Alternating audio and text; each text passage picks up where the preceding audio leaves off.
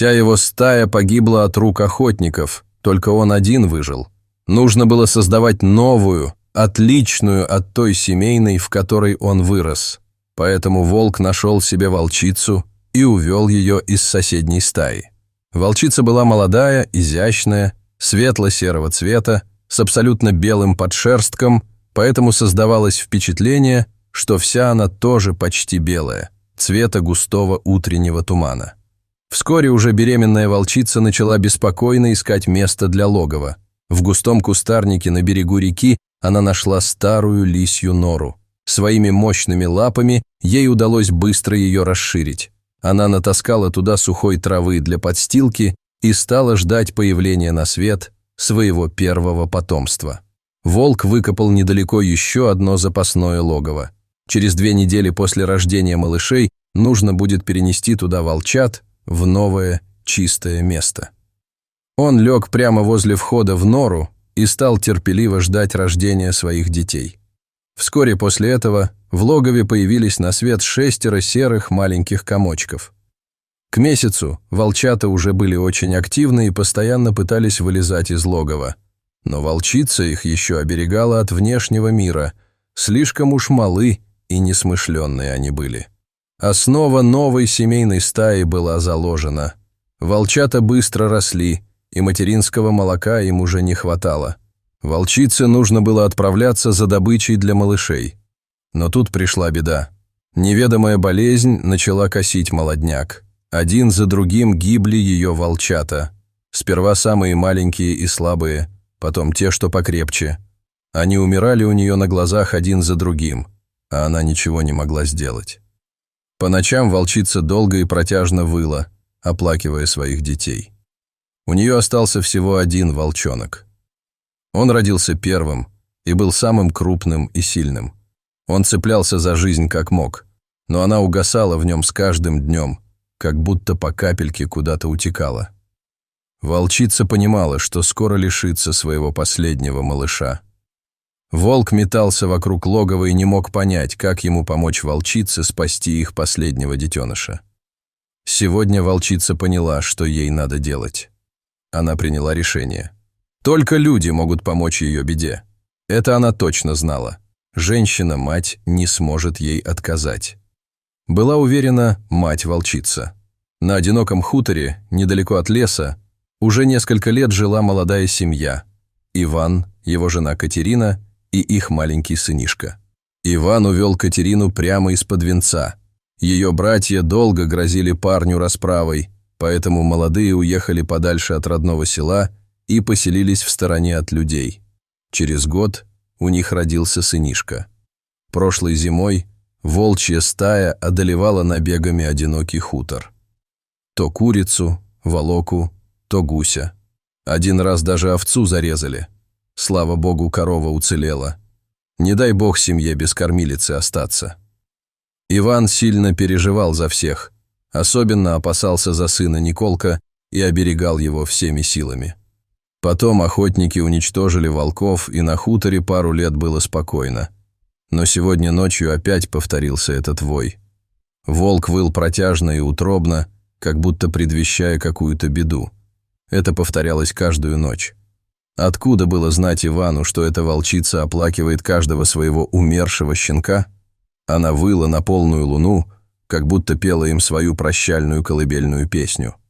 Волчица несла осторожно своего последнего ребенка, чтобы не оборвать единственную тонкую нить, связывающую его с этим светом. Она бежала без остановки, не замечая дороги и усталости. Она торопилась и сквозь шаги слышала, как сердечко ее ребенка бьется все слабее и слабее. Из него уходила жизнь. Катя смотрела в окно и не понимала, что происходит. Через поле прямо к их дому мелкой рысцой бежал волк. В зубах волк что-то нес. Сынишка во дворе спохватилась женщина и бросилась на улицу. «Иван! Иван!» — кричала на бегу Катерина. «Где ружье? Скорее волки!» Сердце женщины чуть не разорвалось от страха. Она схватила мальчонку на руке и поспешила в дом. Иван стоял с ружьем на крыльце и целился в волка. Еще несколько секунд, и прогремит выстрел. Что это у него в зубах? Не как волчонок. Висит, словно тряпочка бездыханной, пронеслось в голове у Кати. И тут она все поняла. Взгляды женщины и волчицы встретились. В глазах хищницы она прочла мольбу о помощи. Волчица аккуратно положила на траву своего малыша и отошла в сторону. В этот самый момент Катя была между волчицей и Иваном и загораживала ему обзор. Дуло ружья смотрела прямо на нее двумя черными глазницами. «Ивана, пусти ружье. Она нам ничего не сделает. Она пришла за помощью». «Катя, ты о чем? Это волки, и они опасны. Ты что, забыла, сколько бед они натворили на нашем хуторе? Уйди по добру, я стрелять буду!» – кричал Иван. Но женщина не сдвинулась с места. Держа на руках собственного ребенка, она закрыла собой мать-волчицу и ее малыша. «Я сделаю все, что смогу для твоего детеныша!» – крикнула она волчица. «А сейчас уходи в лес».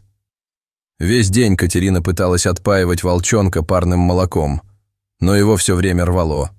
Потом она вспомнила, что в нескольких километрах от хутора есть деревня, а в ней живет старый доктор. Когда-то он работал в совхозе ветеринаром. Она уложила бедное создание в корзинку и поспешила к совхозному врачу. «Не жилец он, только время зря тратишь», — сказал, как отрезал старик. «Я обещала его матери, что помогу», — наивно произнесла Катя. «Волчице пообещала», — строго спросил доктор. «Ты даешь обещания волкам? У тебя с головой все в порядке, девонька? Это же волк. Волк тоже хочет жить», — сказала Катерина.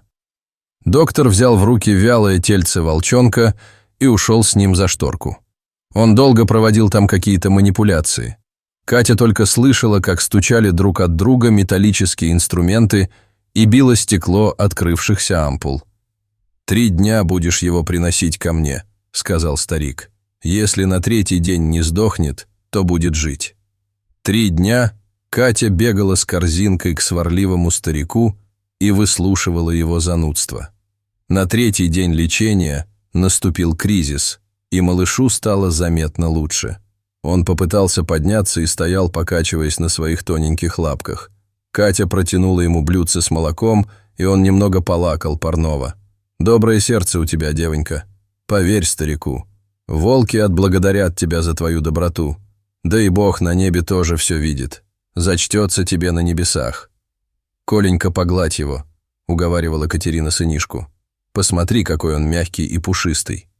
Волчонок окреп и пошел на поправку. Иван злился. «Не прививай сыну жалости к хищнику. Хватит того, что одним волком в нашем лесу будет больше. И что нам дальше с ним делать, ты подумала? Его мать заберет. Она уже давно вокруг хутора ходит». «Разве ты ее не видел?» – отвечала мужу Катерина. «Что, и ты молчала?» – возмутился Иван. «А разве у нас из живности кто-то пропал?» – возразила ему жена.